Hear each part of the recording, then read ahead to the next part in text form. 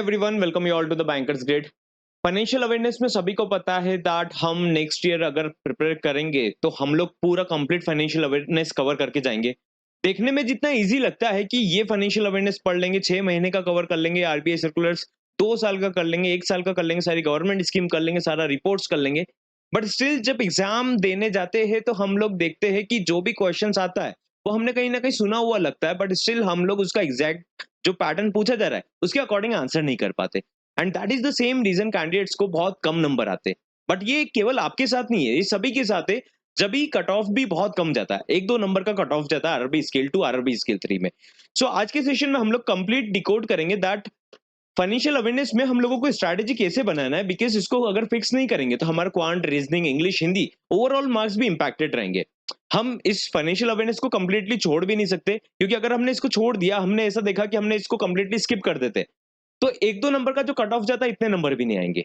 तो हम लोगों को एक राइट स्ट्रैटेजी पर सम अप करना बहुत जरूरी है, right.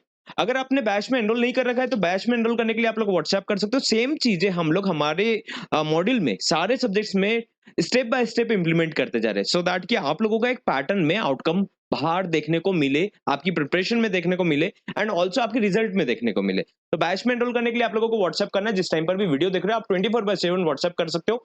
Team will help you out with the manual payment process.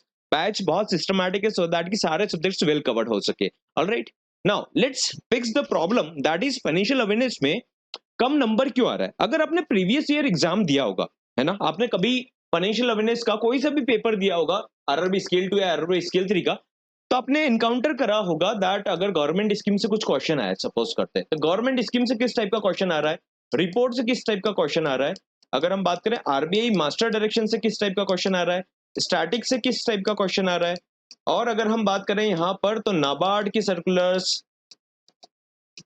SEBI के सर्कुलर्स, एंड ऑल्सो अगर हम यहाँ पर इस पॉइंट पर बात करें, कंप्लीट डिटेल्ड सिलेबस डिकोडेड 1 मैं आप लोगों को नेक्स्ट सेशन में बताऊंगा, जहां पर आप लोगों को समझ में आएगा कि किस पैटर्न में क्वेश्चंस पूछे जा रहे हैं। अभी मैं आप लोगों को क्वेश्चन का एक पैटर्न बता रहा हूं जो हमेशा हर कैटेगरी, हर टॉपिक से पूछे जाता है। अगर आपने एग्जाम दिया होगा तो आपने देखा होगा कि यहाँ पर है ना, कॉन्सेप्ट से काम नहीं चल रहा है। आप कैसे पढ़ रहे हो कि आपने पढ़ा गवर्नमेंट स्कीम, तो आपने गवर्नमेंट स्कीम को समझ लिया, बट यहाँ पर कॉन्सेप्ट से काम नहीं चल रहा है। यहाँ पर क्वेश्चन आता है फिगर बेस पर। फिगर मतलब डेटा के ऊपर कितना परसेंटेज है, कब लॉन्च हुआ, कौन सा रिपोर्ट है, कितने कोऑपरेटिव बैंक्स काम कर रहे, कितने आरआरबी यूनिट्स अभी तक ऑल ओवर इंडिया काम कर रही है। इस टाइप के क्वेश्चन सारी अलग अलग रिपोर्ट से आते हैं, चाहे वो यूनियन बजट का हो, लास्ट ईयर का सर्कुलर से क्वेश्चन पूछ लिया हो। तो वहां पर भी अगर डेटा आता है तो आपका कहाँ से डेटा आता है, यूनिट से, फिगर वाइज, है ना कुछ आपको फिगर जरूर रहेगा जो आप लोगों को अप्लाई करना पड़ता है। एक होता है कॉन्सेप्ट समझना। आप लोग कैसे प्रिपरेशन करते हो कि आपने ये पीडीएफ देखा, वो पीडीएफ देखा, सब पैटर्न में कोई सा पीडीएफ देखा नहीं, आप केवल उसको समझने की कोशिश करते हो। सपोज करते हैं आप एनपीएस स्कीम हुआ, तो आप एनपीएस स्कीम को समझने की कोशिश करते हो, बट यहाँ पर समझने का कुछ ज्यादा नहीं है, यहाँ पर फिगर को रिमेंबर करना, याद रखना। That is the main challenge जो हर कोई कैंडिडेट समझ नहीं पाते। हर कोई कैंडिडेट को क्या लगता है कि ये पढ़ लेंगे, ये पढ़ लेंगे, ये पढ़ लेंगे, सब कुछ पढ़ लेंगे, बट पढ़ने के बाद में आउटकम देखने को मिलता नहीं है। क्वेश्चन कुछ तो भी लगता है कि यार क्वेश्चन कुछ तो भी आ रहा है, ऑल्दो पैटर्न बहुत अनसर्टेन है। आप लोग फाइनेंशियल लास्ट ईयर तो आप लोगों का गवर्नमेंट स्कीम ज्यादा आया था, इस बार हो सकता है रिपोर्ट से ज्यादा आ जाए, इस बार ऐसा भी हो सकता है कि मास्टर डायरेक्शन का ज्यादा वेटेज आ जाए। आरबीआई सर्कुलर्स कितने टाइम का करोगे और कैसे करना है, लास्ट डेट कैसे याद रखना है, तो इन डेटास को याद रखना बहुत इंपॉर्टेंट है। That's why what I am telling is, आप लोग स्टडी करते हो बट आप लोगों को रिमेंबर रखना बहुत इंपॉर्टेंट है। उससे पहले आप लोगों को एक और पॉइंट समझना होगा दैट अगर हम फिगर बेस्ड के ऊपर जाते तो टॉपिक्स तो बहुत अनसर्टेन है, राइट। टॉपिक्स बहुत अनसर्टेन है, तो हमको हमारा क्वांट, रीजनिंग, इंग्लिश और हिंदी को भी नहीं बिगाड़ना है ना। मैं हमेशा से बोलता आया हूं कि क्वांट, रीजनिंग, इंग्लिश, हिंदी बहुत स्कोरिंग है। इनमें अगर आपने स्कोर कर लिया तो 80-90 मार्क्स आप टोटल मिलाकर ला सकते हो जीबीओ एंड स्केल 3 पर, है ना। 50-50 मार्क्स का रहता है जीबीओ एंड स्केल 3 पर, अदर्स पर 40-40 मार्क्स का रहता है क्वांट, रीजनिंग। तो आपको रादर टाइम निकालना है, टाइम निकालते हो तो आपको इसका प्रिपरेशन करना चाहिए। मैंने बहुत सारे कैंडिडेट्स को देखा है जो आरआरबी स्केल 2, आरआरबी स्केल 3 का प्रिपरेशन केवल फाइनेंशियल अवेयरनेस को करने के लिए करते हैं। उनको लगता है कि फाइनेंशियल अवेयरनेस कंप्लीट हो गया तो हमारा एग्जाम में सिलेक्शन हो गया। बट वो क्वांट, रीजनिंग, इंग्लिश, हिंदी, ये सारा सब्जेक्ट्स को छोड़ते। That's why I am again telling कि अगर आपने बैच में एनरोल नहीं कर रखा है, ये सारा सब्जेक्ट्स वेल कवर्ड हो रहा है और आरआरबी के एग्जाम के पैटर्न के बेसिस पर ही हो रहा है। लास्ट ईयर भी बोला था कि सेक्शनल टाइमिंग आ चुका है, सेक्शनल टाइमिंग के अकॉर्डिंग प्रिपरेशन करना स्टार्ट करना पड़ेगा। इस बार बहुत सारा टेस्ट सीरीज भी इंक्लूड हो रहा है, सो दैट कि एक पैटर्न पर आप लोगों का प्रिपरेशन हो। अब जब आप फाइनेंशियल अवेयरनेस पर पूरा डेटा देखते हो, यहाँ पर करंट एफए भी आ गया, है ना? मेन पॉइंट्स आप लोगों ने बहुत सारे पॉइंट्स देख लिए, स्टैटिक भी देख लिया, उसको कोई लिमिट नहीं है। क्रेडिट से आ सकता है, एमएसएमई से आ सकता है, बहुत सारी गवर्नमेंट स्कीम से, 30-40 गवर्नमेंट स्कीम से। रिपोर्ट्स बहुत सारा आता है, यूनियन बजट का आएगा, आरबीआई एनुअल रिपोर्ट, पूरा पेज बाय पेज याद रखना मुश्किल बहुत होता है ना? आपने समरी समझ लिया, दैट इज ऑल ओके। समझने से यहाँ पे नंबर नहीं मिलने वाला कभी भी। तो हमको क्या करना चाहिए आइडियली, है ना? तो वो सिचुएशन पर मैं आप लोगों को एक एक फॉर्मूला यहाँ पर बता रहा हूँ, जो आप समझ गए तो उसके बाद में आपको कभी भी फाइनेंशियल अवेयरनेस से प्रॉब्लम नहीं आएगा, और फाइनेंशियल अवेयरनेस की वजह से क्वांट, रीजनिंग, इंग्लिश, हिंदी पर भी प्रॉब्लम नहीं आएगा। आपके पास टाइम निकलता है तो आप उसके ऊपर टाइम दीजिए, स्लो प्रोग्रेस कीजिए, स्लो स्टडी कीजिए। What do I mean by slow study? अब आप सोचेंगे कि सर आप स्लो स्टडी का पॉइंट क्या बोलना चाहते हो? मेरे कहने का मतलब है, सपोज करते हैं आपने दो गवर्नमेंट स्कीम पढ़ा, तो आपके पास टोटल नंबर ऑफ डेज तो बहुत ज्यादा है, तो आप लोग पूरा कंप्लीट करने की कोशिश क्यों कर रहे हो? आपने दो गवर्नमेंट स्कीम याद करा है, तो इसी को डेटा को रिटेंशन कीजिए, रिवाइज कीजिए। आप क्या होता है, सारा गवर्नमेंट स्कीम पढ़ लिया, सारा रिपोर्ट पढ़ लिया, सारा फाइनेंशियल अवेयरनेस पढ़ लिया, सारा आरबीआई सर्कुलर पढ़ लिया, सारा नाबार्ड सर्कुलर पढ़ लिया, सारा आपने जो करंट फाइनेंशियल अवेयरनेस है वो पढ़ लिया, है ना? 6 महीने का पूरा पढ़ लिया, सारा सब जगह का पीडीएफ कलेक्ट कर लेते हो, सब डेटा पढ़ लिया। अब रिवाइज कब करोगे? एक भी डेटा याद नहीं रहेगा। यहाँ पर डेटा बेस्ड क्वेश्चन आता है, डेटा बेस्ड क्वेश्चन आता है, डेटा मतलब फिगर बेस्ड क्वेश्चन आता है। आपका कुछ भी समझा हुआ डेटा याद नहीं रहेगा, वहां पर फिगर के ऊपर बात चलता है। अगर कोई सा बैंक लूट रहा है, कितना क्या है, बैंक के ऊपर पेनल्टी लगा, तो अमाउंट के ऊपर बात करा जाता है, ना कि किसको लगा है जनरली, है ना? जनरल क्वेश्चन जो आएंगे वो डेटा बेस्ड आएंगे, तो हमको ये सब डेटा नहीं करना है, हमको स्लो प्रोग्रेस करना है, स्लो स्टडी करना है। और इसमें जो टाइम अवेलेबल मिलता है उसको क्वांट, रीजनिंग, इंग्लिश, हिंदी पर हमको लगाना है। ठीक है, इस तरीके से हमारा मेथड हमको स्टार्ट करना चाहिए, चाहे आप 30 मिनट्स पढ़ो। लेकिन what I mean to tell, और मैंने बैच में भी आप लोगों को इंटरनली बताया दैट हम बैच में भी इसी तरीके से प्रोग्रेस करेंगे, और एंड में जब एमसीक्यू लगाएंगे या टेस्ट होगा, तो टेस्ट अनलॉक हो चुका है आप लोगों का, तो टेस्ट जैसे आप वीकली टेस्ट लगाएंगे जितना पढ़ा उसके बेसिस पर, तो ऑटोमेटिकली डेटा रिटेंशन बनेगा। ऑटोमेटिकली आपका मंथली टेस्ट होगा, तो ऑटोमेटिकली चीजें याद होगी। तो अब आप लोगों को एक मेथड और मैं आप लोगों को बता रहा हूँ, दैट इज आपने डेटा जैसे पढ़ा, है ना? तो आपको क्या करना है, स्लो करना है, रश नहीं करना है। क्यों सब कुछ कवर करना है जबकि कुछ याद रहने नहीं वाला? आपको रश करना ही क्यों है? हमको बिना रश करे ज्यादा डेटा नहीं कलेक्ट करना है हमारे ब्रेन में, हमको ओवरलोड नहीं होना है ना? ओवरलोड हो गए तो सारा सब्जेक्ट दूसरा भी खराब करोगे, और फाइनेंशियल अवेयरनेस तो खराब करोगे ही करोगे। तो ओवरलोडेड नहीं होना है। गवर्नमेंट स्कीम है, 30 गवर्नमेंट स्कीम है, आराम से 60 दिन में कर लो, उसमें प्रॉब्लम नहीं। बैच में इंटरनली जैसे मैं करवा रहा हूँ वैसे प्रोग्रेस करते हुए आगे बढ़ो, है ना? रिपोर्ट्स मास्टर डायरेक्शन है, 30-40 पेज का एक मास्टर डायरेक्शन बनता है, अगर अच्छे से देखोगे तो पूरा याद रखना है, तो उसको 3-4-5 दिन तक पढ़े।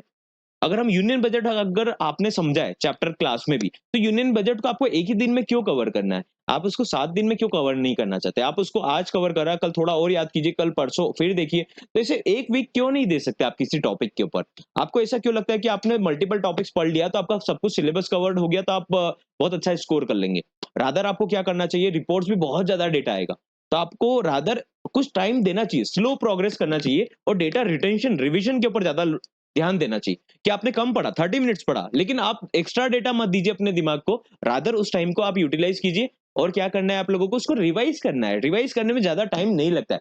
आपने बचपन में प्रिपरेशन के टाइम पर सुना होगा कि आज आपने जो चैप्टर पढ़ा उसके क्वेश्चन घर जाकर लगा लो, गरम लोहा पर हथौड़ा मार दो, है ना? ऐसा बोला जाता है। सेम हमारे ब्रेन के साथ होता है। अगर आपने आज पढ़ा हुआ डेटा छोड़ दिया, आपने सोचा कि ये समझ में आ गया, आप 7 दिन बाद देखना आपको कुछ भी डेटा फिगर बेस्ड याद नहीं रहेगा। आपको ऐसे समझा हुआ सब कुछ याद रहेगा, लेकिन फिगर बेस्ड डेटा याद नहीं होगा। अब उसके लिए मैं आप लोगों को एक फॉर्मूला और बता देता हूँ, दैट इज जो आप लोगों को बैच में भी फॉलो करने को मिलेगा, और आपको ध्यान भी रखना है, आपको खुद का भी अवेयरनेस रखना है कि यस, ये तरीका होता है प्रिपरेशन करने का, रादर देन कि हम जंप करें इधर उधर कि ये डेटा पढ़ लेंगे, उनका डेटा पढ़ लेंगे। ऐसे डेटा न्यूज़पेपर पढ़ने से भी एग्जाम क्रैक नहीं होता है। हमको फोकस करना पड़ेगा, एक पैटर्न में हमारे पीडीएफ को देखना पड़ेगा। करंट फाइनेंशियल अवेयरनेस का पीडीएफ जो रहेगा वो आप लोगों को डिलीवर होता है व्हाट्सएप पर, ठीक है? बैच में एनरोल्ड हो तो, है ना? ध्यान दीजिएगा, स्टैटिक का पोर्शन डिलीवर नहीं होता, but current financial news, RBI circular से रिलेटेड डेटा और गवर्नमेंट स्कीम का कुछ अपडेट्स आप लोगों को व्हाट्सएप पर डिलीवर होता है ड्राइव लिंक के थ्रू। तो आप लोगों ने बैच में एनरोल नहीं करा तो पहले आप लोग बैच में एनरोल करके प्रिपरेशन स्टार्ट करो, बिकॉज़ ये बहुत इंपॉर्टेंट बन जाता है हमारी प्रिपरेशन में कि हमको एक ओवरऑल एनवायरनमेंट अच्छा मिले, जहाँ पर हम लोग डे टू डे प्रोग्रेस कर पाएँ। रादर देन जस्ट जंपिंग कि हमने सोचा कि ये प्रिपरेशन करते, वो प्रिपरेशन करते, प्लानिंग करते, नोटिफिकेशन आउट हुआ और उसके बाद एग्जाम का एडमिट कार्ड आउट हुआ और उसके बाद हम एकदम स्ट्रगल कर रहे हैं कि यार ये साल तो गया, अगले साल अब ढंग से प्रिपरेशन करेंगे, ओवर एज भी हो जाएंगे। तो दैट्स व्हाई आप लोगों को ध्यान देना है कि स्टेप बाय स्टेप आप लोगों को कैसे प्रिपरेशन करना है। जैसे आपने थोड़ा बहुत पढ़ा, एक टॉपिक पढ़ा, दो टॉपिक पढ़ा, डू नॉट गिव पूरा complete time on financial awareness. थोड़ा बहुत टाइम दीजिए, एक हैबिट बनाइए कि 30-40 मिनट्स आप फाइनेंशियल अवेयरनेस पढ़ते हो। उसके अलावा जो टाइम मिलता है गाइस, आप लोगों को क्वांट, रीजनिंग, इंग्लिश, हिंदी पर लगाना है। ठीक है? तो डे 1 जैसे आपने प्रिपरेशन पढ़ा, है ना? आपने कुछ स्टडी करा, तो आप उसको थोड़ा-सा लिखिए भी सही। आप है ना क्या करते हो, आप आपका नोट्स नहीं बनाना चाहते। आप क्या सोचते हो केवल डाउनलोडेड पीडीएफ मिल जाएगा, उसको आप देखकर पढ़ते जाएँगे, बहुत कुछ हो जाएगा। आप बस जंप करना चाहते हो, आप बस भागना चाहते हो चीज़ों से। आप बस सब कुछ एक साथ देखना चाहते हो। आप याद नहीं करना चाह रहे हो। आप अगर आपका अटेंशन और रिटेंशन एक पॉइंट पर लेकर आ जाएँगे, तो आप नोट्स अगर बना लेंगे ना शॉर्ट में, केवल फिगर को आपने आपके लेवल पर लिख लिया, है ना? आपके नोट्स में लिख लिया। कल फिर उस पेज को पलटाकर बस ज़रा-सा देखेंगे ना, तो you will come to know कि हमारा बहुत कम टाइम में रिविज़न हो चुका है। फिर आपने क्या करा, पहला मेथड आपको क्या करना है, जैसे आपने कुछ टॉपिक क्लास में आज पढ़ा है, ठीक है? तो उसको अगले दिन एंश्योर कीजिए कि आप उसको रिवाइज़ कर रहे हो। आपको 10 मिनट लगेगा, 5 मिनट लगेगा, फिगर के ऊपर अटेंशन देना है, फिगर याद रखना है ना? आपने नोट्स बनाया, उसी टाइम पर कोशिश करो क्लास के बाद में नोट्स बनाकर सम अप कर लो। अगले दिन उस नोट्स को एक बार देख लो या फिर पीडीएफ जो आपको मिला उसको देख लो। अगर आपसे नोट्स नहीं बनता है, नोट्स आइडियली आपको बनाना चाहिए, लेकिन उसमें भी आप बहुत आलस करेंगे, आई नो दैट। आप नोट्स बनाएँगे तो आपको लगेगा कि आपको पूरा-पूरा लाइन-लाइन लिखना है, नहीं ऐसा नहीं है, कॉन्सेप्ट आपको पीडीएफ में समझ में आ जाएगा। आपको केवल फिगर लिखना है और आपके एक पैटर्न में लिखना है, एक पैटर्न में उसको पीडीएफ को देखना है। क्लास में जैसे आप हमें एक पैटर्न में ही आपका पीडीएफ बनवाते हैं। सो दैट कि आपका अटेंशन बना रहे कि यस यहाँ पर डेट आएगा, यहाँ पर ये आएगा। तो आपको एक पैटर्न में डेटा देखने की आदत बननी चाहिए। जब आदत बन गया ऑटोमेटिकली लेस एफर्ट में आपको पता नहीं चलेगा कि आपने एफर्ट लगाया, उसके बेसिस पर ही आपको याद होना स्टार्ट हो जाएगा। तो आपको डे 2 अगर मैं बात करूँ तो ये जो नोट्स बनाया है ना उसको क्विक 5-10 मिनट का रिकैप ले लीजिए। जैसे कि अगर हम बात करें, आपने सपोज़ करते हैं, आपने आरबीआई का मास्टर डायरेक्शन पढ़ा है प्रायोरिटी सेक्टर लेंडिंग का, तो उसमें जो फिगर बेस्ड डेटा आया है, उसको अगले दिन 5 मिनट में रिवाइज़ कर लीजिए, 10 मिनट रिवाइज़ कर लीजिए, 15 मिनट रिवाइज़ कर लीजिए। लेकिन नेक्स्ट डे रिवाइज़ करना बहुत ज़रूरी है। अगर आप ऐसा नहीं करते हो, तो आपने जो पल क पढ़ा है, आज पढ़ा है, उसका कोई भी मतलब नहीं आएगा। बहुत जो डेटा आपने रिपिटिशन पर देख रखा है ना, वही डेटा आपको एग्ज़ाम में याद रहेगा। अदरवाइज़ कुछ भी नया-नया पढ़ा हुआ डेटा उस टाइम पर लगता है कि पढ़ लिया, लेकिन एग्ज़ाम टाइम पर याद नहीं रहेगा।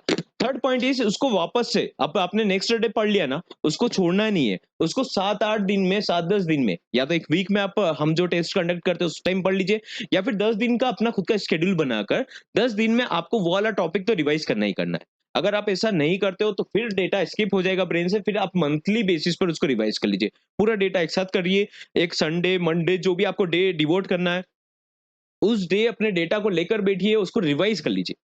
अगर 30 दिन में आप 15 टॉपिक भी पढ़ लेते हो या 15 की जगह 12-13 टॉपिक भी अच्छा डिटेल में पढ़ लेते हो, तो आपका बहुत ज़्यादा डेटा अच्छा कवर होने लग जाएगा। आप लोगों को इस पॉइंट पर ध्यान देना है कि रिवीजन कैसे करना है, जस्ट लर्निंग नहीं करना है। पहली बात तो हमको रश करके नहीं पढ़ना है कि सारा डेटा आज पढ़ना है। थोड़ा डेटा पढ़ो, लेकिन उस डेटा को याद रखना इंपॉर्टेंट है। तो कल उसको वापस से रिवाइज़ करो, नोट्स बनाकर चलो और उसके बाद में वीकली डेटा को रिवाइज़ करने का आदत डालो कि हमने 1 वीक हो गया ना, तो 5 दिन में जो भी पढ़ा, 6 दिन में जो भी हमने समझा, जो भी कुछ करा, उसको हम डेटा को है ना एक बार रिवाइज जरूर करें वीकली बेसिस पर। सेम नेक्स्ट डे तो रिवाइज करना ही करना है और मंथली बेसिस पर कंप्लीट डेटा वापस से रिवाइज करना है। ऐसा शेड्यूल बनाना पड़ेगा, है ना? इसमें बहुत एफर्टलेस काम होगा, लेकिन ध्यान रखना, अगर आप इस बात को समझ चुके हो तो I can bet on you that आप लोग आराम से फाइनेंशियल अवेयरनेस का इक्वेशन रिजॉल्व कर सकते हैं। अगर आप इस डेटा को नहीं समझते हो, आपको आज भी ऐसा लगता है कि कुछ ऐसा फॉर्मूला होता होगा जहां पर आप एफर्ट बिल्कुल ना डालें कॉन्शियस होकर, यहाँ पर भी एफर्ट लग नहीं रहा है ज्यादा, लेकिन कॉन्शियस एफर्ट अगर आप नहीं सोचकर डालना चाहते हो, एक आदत की तरह चलना चाहते हो कि सारा डेटा हम प्लानिंग कर लेते हैं, बस ये पढ़ते वो पढ़ लेंगे, ऐसा कर लेंगे वो कर लेंगे, लेकिन होता कुछ नहीं है, तो आपसे लिटरली आई एम टेलिंग, आप थोड़ा सा इस पॉइंट को एक बार समझने की कोशिश कीजिएगा कि यस फाइनेंशियल अवेयरनेस में कट ऑफ कम जाता है, सबसे नहीं बनता। यहाँ पर चैलेंज यही है दैट आप कैसे उससे ओवरकम कर रहे हो, कैसे आपकी बुद्धि उस बात को समझ पा रही है। अगर आप इस बात को समझ चुके हो तो इसको अप्लाई करना स्टार्ट कीजिएगा। I will see you in the next session with more details like syllabus कैसा है, एग्जाम पैटर्न 22, 23, 24 में कैसा चल रहा है फाइनेंशियल अवेयरनेस का, सो दैट आप लोग भी एक माइंड मैपिंग कर सके। ऑलराइट, मिलते हैं नेक्स्ट सेशन में।